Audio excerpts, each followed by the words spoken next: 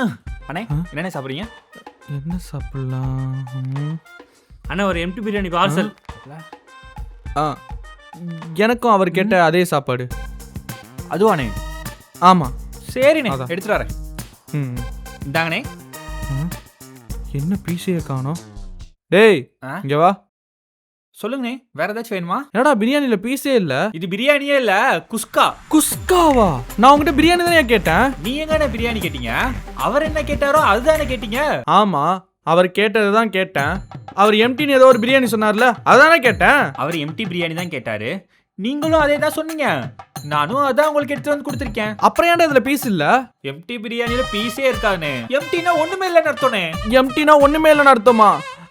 அட கொடுமையே. பிரதர், உங்களுக்கு என்ன வேணுமோ தமிழ்ல கேட்டிருந்துருக்கலாம்ல. நம்ம ஹோட்டலில் அமெரிக்காவில் வச்சிருக்கோம், தமிழ்நாட்டில் தானே வச்சிருக்கோம். அவர் ஏதோ புதுசாக சாப்பாடு சொல்கிறாரு நினச்சி நானும் அதையே ஆர்டர் பண்ணிட்டேங்க. இங்கிலீஷ் தெரிலன்றதுல ஒரு குத்தமே கிடையாது.